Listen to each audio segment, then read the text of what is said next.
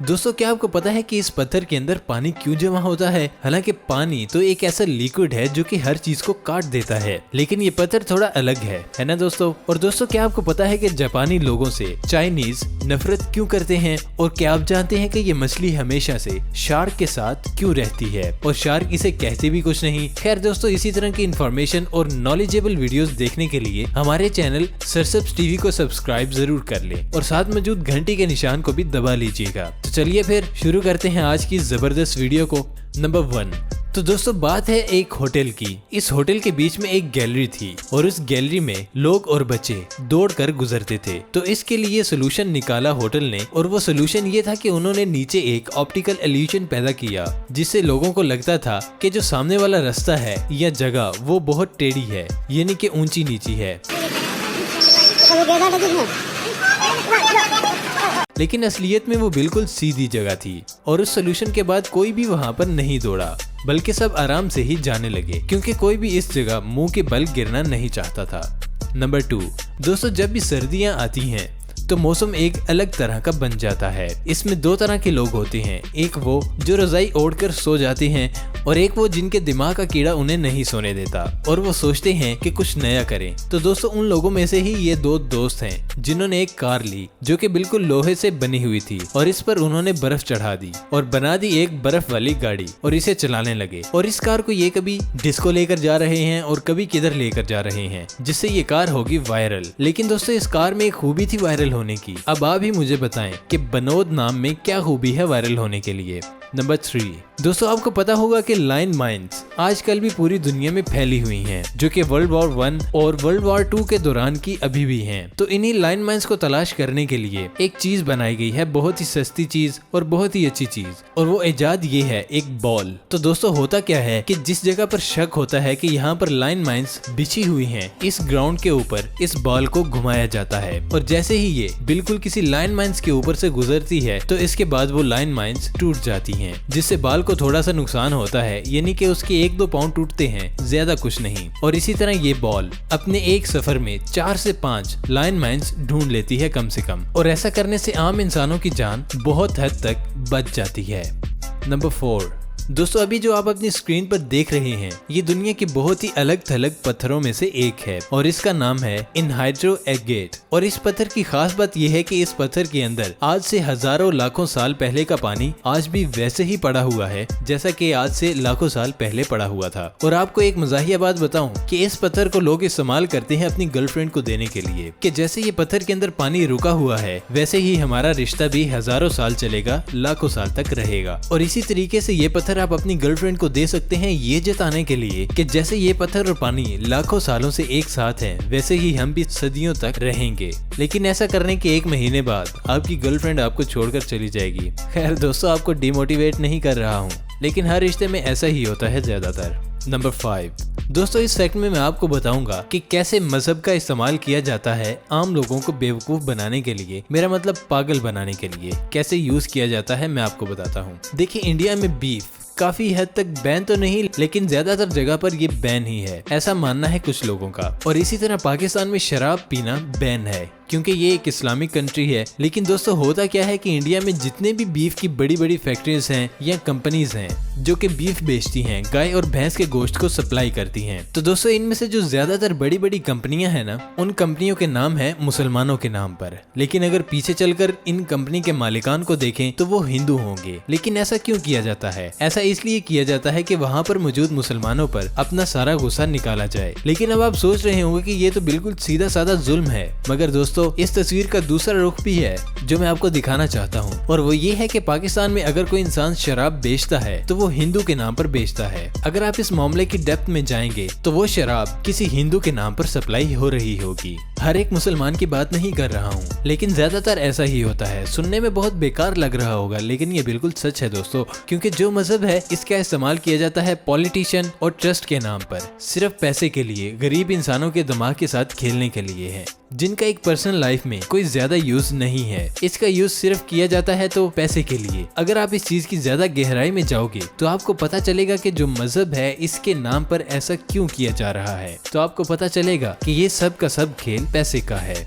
Number 6। दोस्तों क्या होगा अगर मैं आप लोगों से ये कहूँ कि ये कलर जो आप देख रहे हैं ये प्योर ब्लैक नहीं है। जैसे कि एक ऑयल होता है और एक होता है घी, लेकिन काम तो दोनों का एक ही होता है ना। वैसे ये कलर ब्लैक तो है लेकिन प्योर ब्लैक नहीं है। और दोस्तों जो इस दुनिया में प्योर ब्लैक कलर की चीज है ना, उसका नाम है वेंटा ब्लैक। ये चीज इतनी ज्यादा ब्लैक होती है कि इसके ऊपर अगर आप लाइट जलाओगे तो ये पूरी तरह से लाइट को अपने अंदर अब्सॉर्ब कर लेती है, लाइट को रिफ्लेक्ट नहीं करती। ये इतना खतरनाक होता है कि अपने अंदर आने वाली 99.99% लाइट को अपने अंदर अब्सॉर्ब कर लेता है। इससे काला कुछ भी नहीं हो सकता।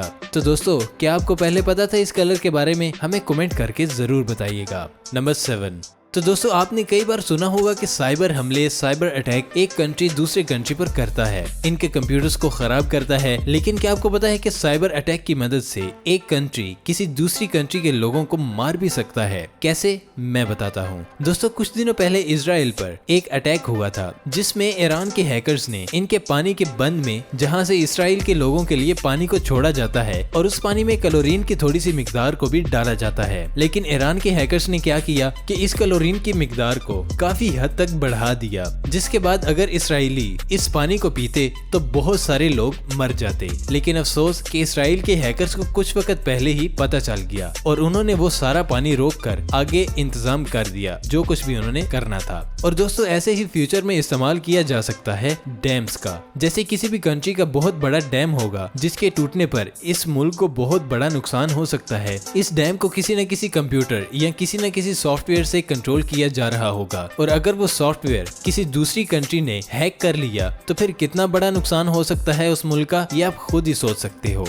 नंबर 8। दोस्तों इंस्टाग्राम पर एक अकाउंट है जिसका नाम है हसन कवाल और ये बंदा है तुर्की का रहने वाला। और दोस्तों इस आदमी का शौक है हवा में उड़ने का, लेकिन नॉर्मल तरीके से नहीं बल्कि अलग थलग तरीकों से। और इसने हाल ही में ऐसा ही कुछ किया और ये बैठ गया एक सोफे पर और उड़ गया एक पैराशूट से। और इसने एक वीडियो क्लिप बनाया जो कि इंटरनेट पर बहुत ज्यादा वायरल हुई। तो दोस्तों क्या आप भी कुछ ऐसा करना चाहोगे? हमें कमेंट बॉक्स में अपनी राय जरूर बताना। नंबर 9। दोस्तों एक बात है जो मैं बहुत दिनों से आप लोगों से बोलना चाहता था, लेकिन मैं सोच रहा था कि बोलूं या ना बोलूं, फिर बता ही देता हूं। दोस्तों देखिए फ्रांस की पॉपुलेशन कितनी है? फ्रांस की पॉपुलेशन है लगभग 7 करोड़ के। और इंडिया की पॉपुलेशन कितनी है? और इंडिया की पॉपुलेशन है लगभग 130 करोड़ के। ये मैं क्यों बता रहा हूँ? मैं इसलिए बता रहा हूँ कि हमने अभी अभी जाना है कि इंडिया ने फ्रांस से 5 तैयारे लिए हैं, और इसके खरीदने के बाद जो इंडिया ने किया उस पर तो उसे शर्म आनी चाहिए, क्योंकि एक मुल्क जिसकी आबादी इंडिया के मुकाबले में इतनी कम है कि 5% भी नहीं बनती, इससे ये लोग प्लेन खरीद रहे हैं। पिछले 70 सालों में जो इन्होंने कुछ भी नहीं किया। सबसे पहले तो इन्हें शर्म आनी चाहिए कि एक छोटे से मुल्क से ये लोग टेक्नोलॉजी खरीद रहे हैं। और दूसरी बात ये कि अगर परचेज कर ही रहे हो तो बिल्कुल सुकून से खरीदो, लेकिन नहीं, इसके बदले में उन लोगों को बहुत खुशियां मनानी है जो कि कोई बनती भी नहीं है, क्योंकि एक छोटे से मुल्क से ये लोग टेक्नोलॉजी खरीद रहे हैं। मैं सही बोल रहा हूँ या गलत बोल रहा हूँ? आप कमेंट में मुझे जरूर बताइए। नंबर 10।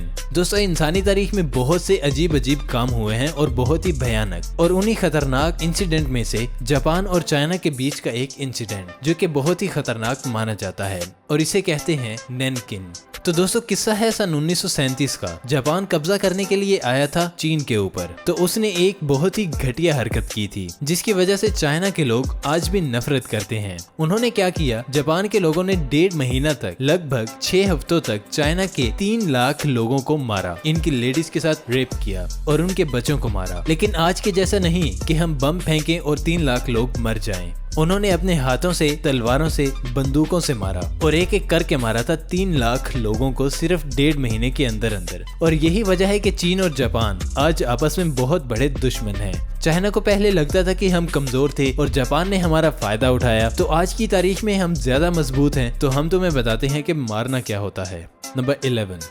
दोस्तों अफगानिस्तान का एक सोल्जर था जिसका नाम था अब्दुल रहीम, और हुआ क्या कि वार के दौरान इसका एक हाथ कट चुका था, टूट चुका था। उसके बाद वो अपना ऑपरेशन करवाने के लिए हिंदुस्तान गया, और जब वो हिंदुस्तान गया तो वहाँ पर एक इंसान की मौत हुई थी जिसका नाम था जोसेफ। और उस वक्त जल्दी जल्दी में अब्दुल रहीम का ऑपरेशन किया गया था, और जो इंसान मरा था यानी कि जोसेफ, उसका एक हाथ निकाला गया और अब्दुल रहीम के हाथ पर लगा दिया गया। तो इस वीडियो में आप देख सकते हैं एक हिंदू है, एक क्रिश्चियन और एक मुस्लिम है, और ये वाली दो लेडीज जोसेफ की रिलेटिव हैं, जो कि देख रही हैं कि इनकी रिलेटिव जोसेफ का हाथ अब्दुल रहीम के हाथ पर कैसा लग रहा है। तो ऐसे ही एक हिंदू डॉक्टर ने एक मुसलमान सोल्जर की जान बचाई एक क्रिश्चियन का हाथ इसके हाथ पर लगाकर। नंबर 12। दोस्तों, क्या आप बता सकते हैं कि ये जो बिल्डिंग के अंदर पानी भरा हुआ है ये असली है या नकली? क्या लगता है आपको? तो असल में ये एक इल्यूजन है, बिल्कुल नकली है। और ये एक स्क्रीन है जिसे दूर से देखकर ऐसा लगता है कि बिल्डिंग के अंदर पानी भरा हुआ है जो कि लगातार हिल रहा है, और ये एक इल्यूजन है, सच नहीं है।